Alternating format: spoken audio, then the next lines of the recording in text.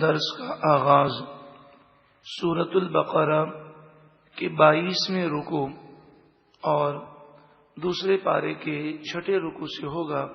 سورۃ البقرہ کی آیت نمبر 177 سے ہوگا۔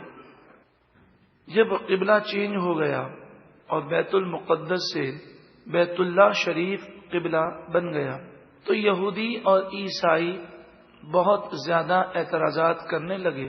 جیسا کہ آپ سن چکے، یہودی بیت المقدس کے مغربی کنارے کی طرف منہ کر کے اپنی عبادت ادا کرتے ہیں اور عیسائی مشرقی کنارے کی طرف منہ کرتے ہیں، اور وہ ان بحثوں میں لگ گئے۔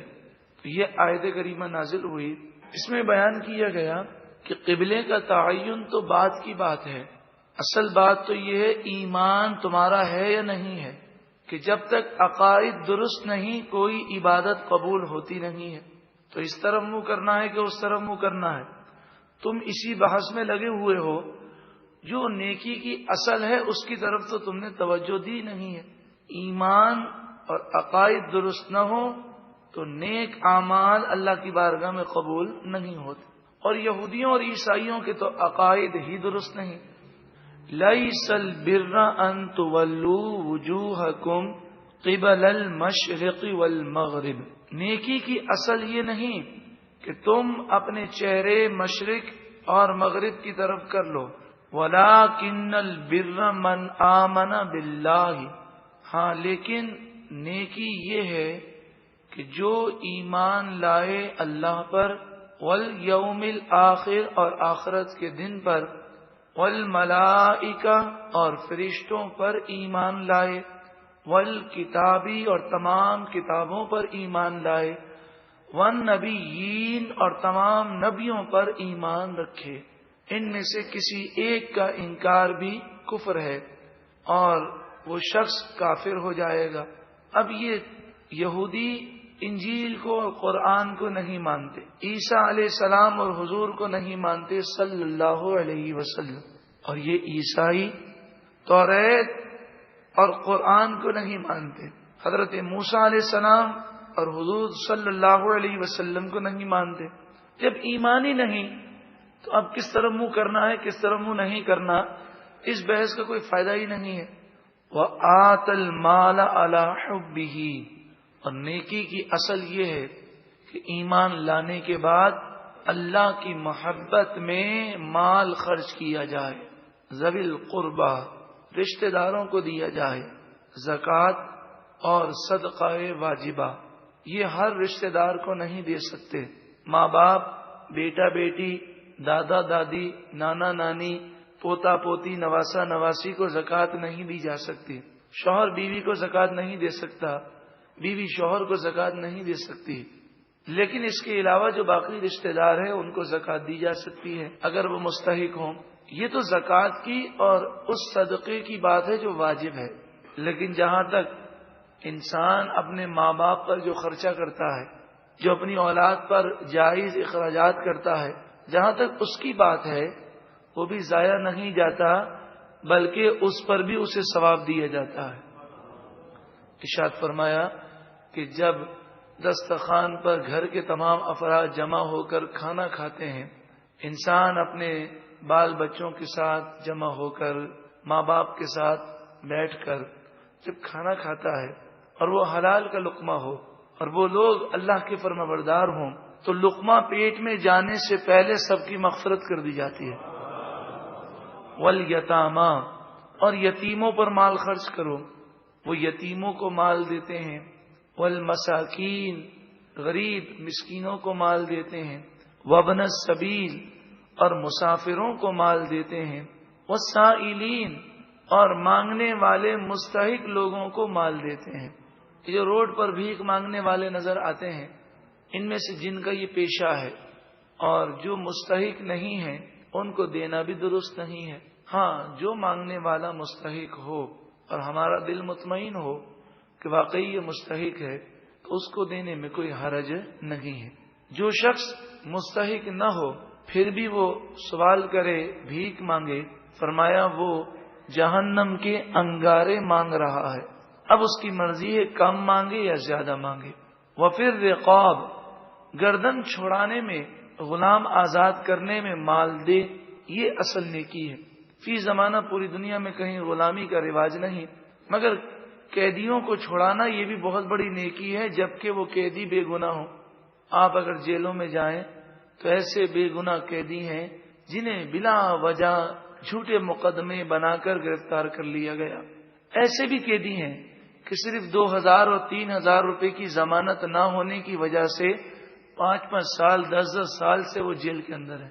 وہ اقام الصلاۃ، اور وہ نماز قائم کرے، وہ آت الزکاۃ، اور زکوٰۃ ادا کرے، والموفون بعہدہم اذا عاہدوا، اور جب وہ وعدہ کریں تو اپنے وعدے کو پورا کریں. وعدے کو پورا کرنے والے یہ کن لوگوں کا ذکر ہے؟ جن کی نیکی اصل نیکی ہے. والصابرین، اور صبر کرنے والے، فی البأساء والضراء، سختی اور مصیبت میں، وحین الباس، اور حالت جنگ میں ثابت قدم رہیں اور صبر کریں. اولئک الذین صدقوا، یہی وہ لوگ ہیں جنہوں نے سچ کہا، جنہوں نے کلمہ طیبہ پڑھ کر اس کلمے کا حق ادا کیا. وَأُولَئِكَ هُمُ الْمُتَّقُونَ، اور یہی لوگ اللہ سے ڈرنے والے پرہیزگار ہیں. اللہ تعالی ان لوگوں کی صفات ہمیں بھی عطا فرمائے. یا ایھا الذین آمنوا، اے ایمان والو، کتب علیکم القصاص فی القتلى، قتلہ مقتول کو کہتے ہیں جسے قتل کر دیا گیا. اے ایمان والوں، مقتول کا بدلہ لینا تم پر فرض کیا گیا کہ قاتل سے قصاص لو اور قتل کے بدلے میں قتل کرو. ہاں، اگر مقتول کے ورثاء معاف کرنا چاہیں تو شریعت نے اس کا حق انہیں دیا ہے. وہ چاہیں تو مال لے کر معاف کر دیں اور چاہیں تو بغیر کسی مال کے معاف کر دیں. شرعی قاعدہ یہ ہے کہ مقتول کے ورثاء اگر معاف نہ کریں تو خلیفۃ المسلمین امیر المومنین بھی معاف نہیں کر سکتا. تو صدر وزیر اعظم کی کیا حیثیت ہے؟ لیکن افسوس کے ساتھ پاکستانی قانون جس کوڈ کو ہم عدالت کہتے ہیں، اس کو عدالت کہنا بھی جرم ہے. عدالت تو وہ ہو جہاں پر انصاف ہو. یہاں پر تو انگریزوں کے بنائے ہوئے کالے قانون ہیں.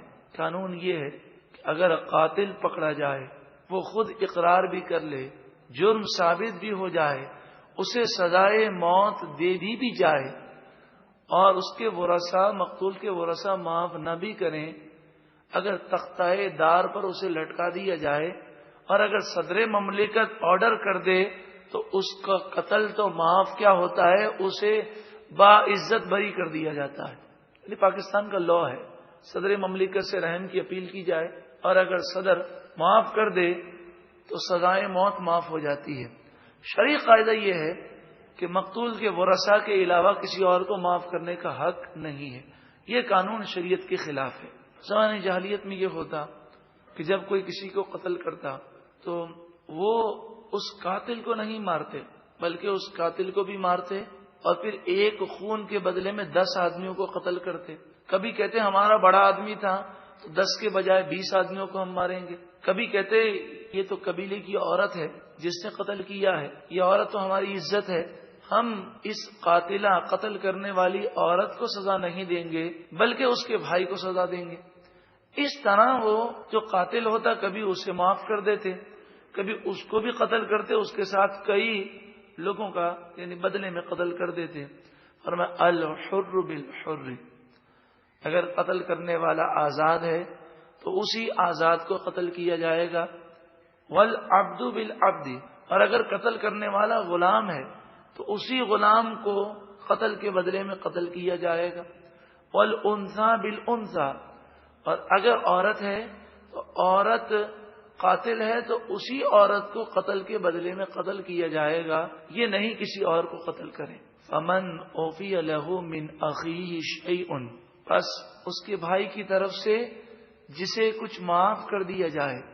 یعنی مقتول کے ورثاء اگر معاف کر دیں اور کہیں ہمیں خون کا بدلہ خون نہیں چاہیے، مال دے دیجیے، فاتباع بالمعروف، پس وہ دستور کے مطابق مطالبہ کریں۔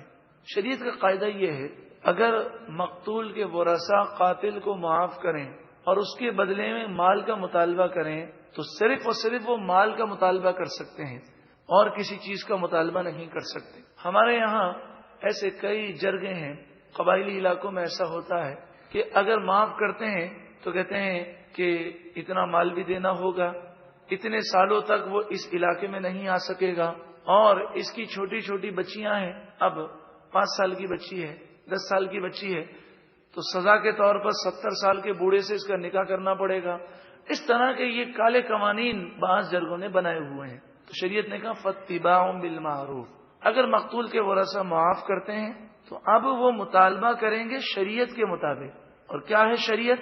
شریعت یہ کہ صرف وہ معاف کر کے مال مانگ سکتے ہیں، اور مال بھی کتنا مانگ سکتے ہیں؟ 100 اونٹ کا مطالبہ کر سکتے ہیں، یا 100 اونٹ کی قیمت کا مطالبہ کر سکتے ہیں، یا 1000 دینار کا مطالبہ کر سکتے ہیں، یا اس کی قیمت کا مطالبہ کر سکتے ہیں، یا 10,000 درہم کا مطالبہ کر سکتے ہیں، یا اس کی قیمت کا مطالبہ کر سکتے ہیں۔ ان تینوں مقداروں سے کم کا مطالبہ تو کر سکتے ہیں، لیکن اس سے زیادہ مطالبہ کرنا جائز نہیں۔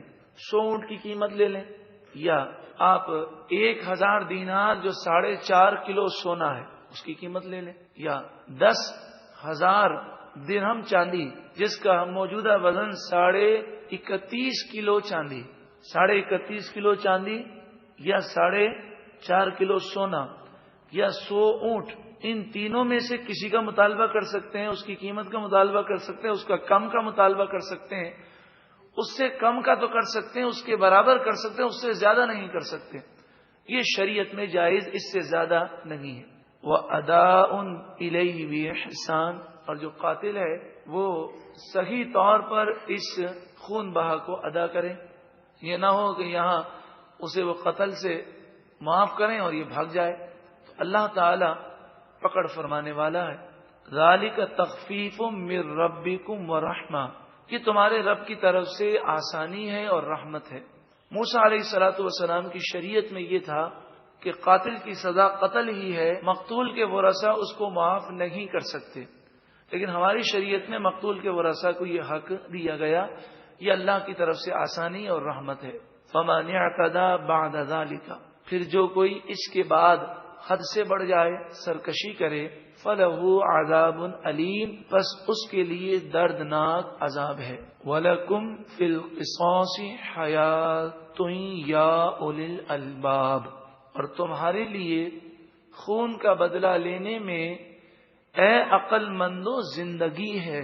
اعتراض یہ پیدا ہوتا ہے کہ جب ایک شخص کا قتل کر دیا گیا تو چلیں وہ تو دنیا سے چلا گیا، اب اس کے بدلے میں قاتل کی جان کیوں لی جائے، اسے عمر قید کر دیا جائے؟ اس قاتل کے بھی تو چھوٹے چھوٹے بچے ہیں، اس قاتل کا بھی تو خاندان ہے، تو خون کے بدلے میں خون لے رہے ہیں، اس نے تو غلط کیا، خون بہا دیا، آپ کیوں خون بہا رہے ہیں؟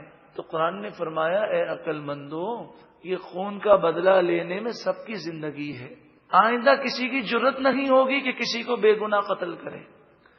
ایک آدمی کو اگر بھرے مجمع میں کھڑا کر کے اس کی گردن اڑا دی جائے تو پھر کسی کی جرت نہیں ہوگی، اور جس ملک میں کوئی قانون ہی نہ ہو، دن دہاڑے قتل کر دیا جائے، کوئی پوچھنے والا نہ ہو اور قاتل نہ پکڑے جائیں، تو پھر ہم کیسے سمجھتے ہیں کہ اس ملک میں کرپشن ختم ہوگا اور اس ملک میں دہشت گردی ختم ہو؟ اگر انصاف ہو اور قاتلوں کو سزا دی جائے تو کسی کی جرت نہیں ہے کہ وہ قتل کی طرف بڑھ سکے۔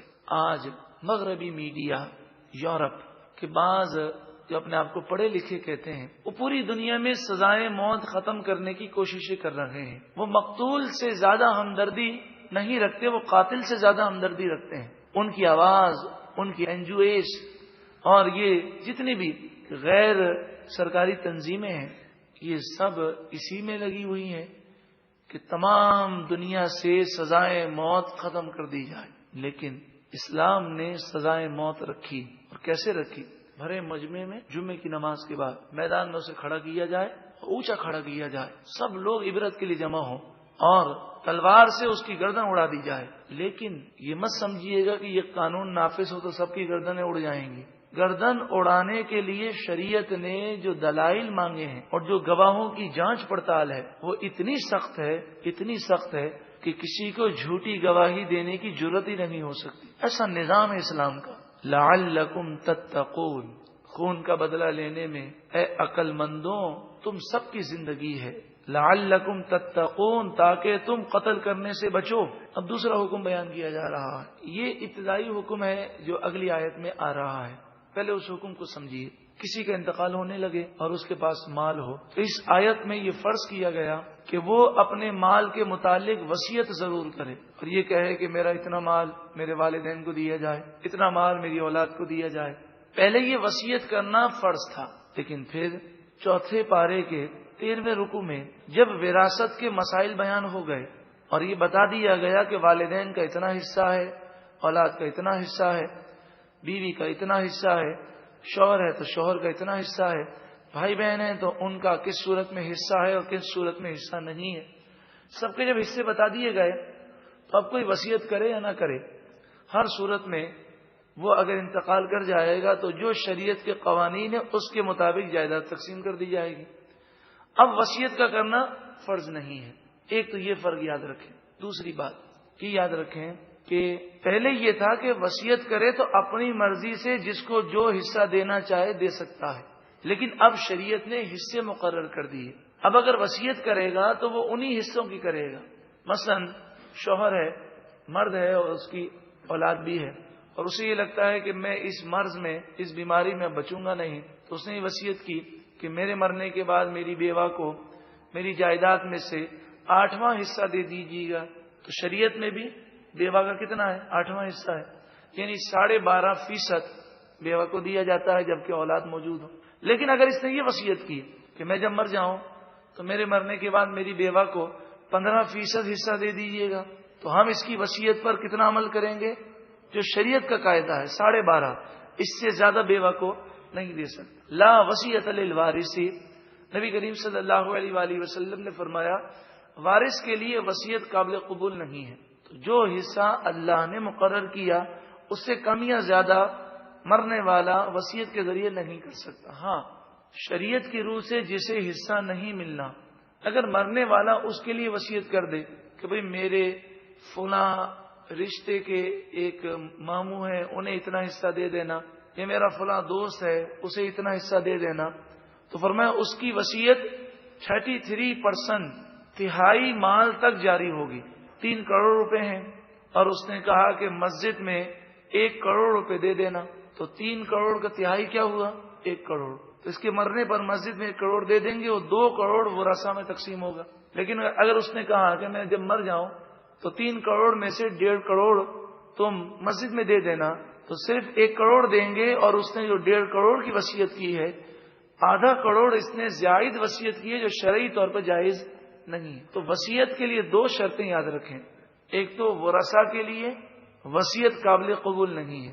دوسری بات جو وارث نہیں ہے ان کے لیے وصیت کی جائے تو قاعدہ یہ ہے کہ 33%، 33.33%، 3 کروڑ ہیں تو 1 کروڑ، 3 لاکھ ہیں تو 1 لاکھ، تہائی جائیداد تک وصیت جاری ہوگی. اس سے زائد اگر وصیت کرے گا تو تہائی مال وصیت میں دیں گے اور باقی 2 تہائی 66.67%، یعنی 3 کروڑ میں سے 2 کروڑ ہم ورثہ میں تقسیم کریں گے اور اس کی وصیت پر عمل صرف 1 کروڑ میں کریں گے، 1 تہائی میں کریں گے. یہ قاعدہ یاد رکھیے گا.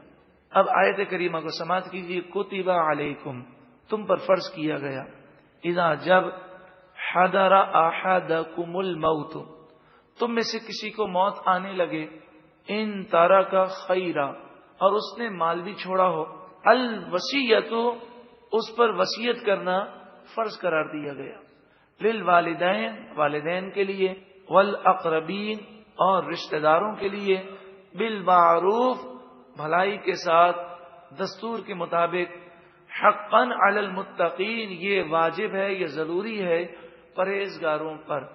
یہ آیت کا حکم اب منسوخ ہو گیا. اب وصیت کرنا کوئی فرض واجب نہیں ہے، شریعت نے حصے مقرر کر دیے، اور اگر کوئی اب وصیت کرتا ہے تو شریعت کے دائرے میں رہ کر اس کی وصیت قابل قبول ہوگی۔ فمن بدلہ، اور جس نے تبدیل کر دی وصیت، بعد ما سمعہ، سننے کے بعد، کسی مرنے والے نے وصیت کی، اس کے بعد ایک ہی آدمی بیٹھا تھا یا دو آدمی بیٹھے تھے اور انہوں نے باہر جا کر جھوٹ بولا کہ جی ہمیں تو یہ وصیت کی ہے، فَإِنَّمَا إِثْمُهُ عَلَى الَّذِينَ يُبَدِّلُونَ، تو مرنے والا پریشان نہ ہو، اس پر یہ گناہ نہیں، اس کا گناہ انہی لوگوں پر ہے جو وصیت کو تبدیل کر دیں گے۔ ان اللہ سمیع علیم، بے شک اللہ تعالی سننے والا، علم والا ہے۔ اب یہ سوال ہے، اگر ہم کسی مرنے والے کے پاس بیٹھے ہوں اور وہ وصیت کرے اور ہمیں معلوم ہو کہ یہ وصیت تو شریعت کے خلاف ہے، اگر وہ یہ سوچتا ہے کہ میں اگر باہر جا کر ان کے ورثاء کو یہ بتاؤں گا کہ فلاں مرنے والے نے یہ وصیت کی ہے، تو آج کل لوگوں کی نیچر آپ کو معلوم ہے کیا ہے؟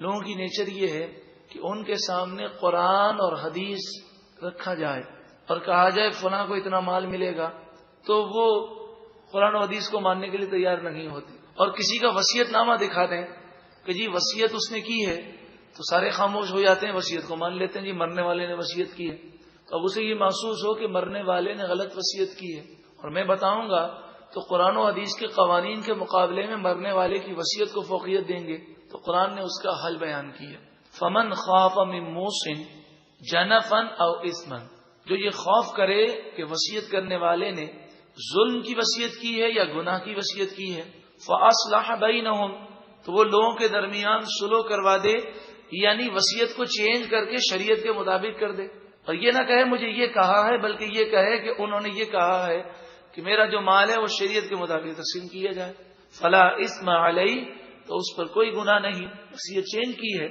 لیکن مقصد اچھا ہے اس لیے کوئی گناہ نہیں۔ ان اللہ غفور رحیم، بے شک اللہ تعالی بخشنے والا مہربان ہے۔ اب یہ آپ ایک مشورہ سماعت کر لیجئے کہ آج کل لوگ وصیت نامے کو بہت فوقیت دیتے ہیں، اور وصیت نامہ مل جائے تو جھگڑا ختم ہو جاتا ہے، تو جن کے پاس مال ہے وہ کسی صحیح مفتی کے پاس جائیں اور یہ پوچھیں کہ میرے ورثاء کو شریعت کے مطابق اگر میں مر جاؤں، زندگی کوئی بھروسہ نہیں ہے، تو اگر میں مر جاؤں تو شریعت کے مطابق میرے ورثاء کو کس کو کتنا فیصد حصہ ملے گا۔ وہ مفتی کی مدد سے قرآن و حدیث کی روشنی میں وہ یہ دیکھ لیں کہ بیٹے کو کتنا فیصد ملنا ہے، بیوی کو کتنا فیصد ملنا ہے، بیٹی کو کتنا فیصد ملنا ہے، اور وہ فیصد کا تعین کروا کر ایک وصیت نامہ تیار کریں اور اس کی کاپی ہر ایک اپنے ورثاء کو دے دیں، کیونکہ موت کا کوئی بھروسہ نہیں، فیصد کا تعین ہو گیا کہ میری جو جائیداد ہے اس میں سے 12.5% اگر میں مر جاؤں تو اس کو ملے گا، 5% اس کو ملے گا، جو فیصد بنتا ہے۔ اس کا فائدہ کیا ہوگا؟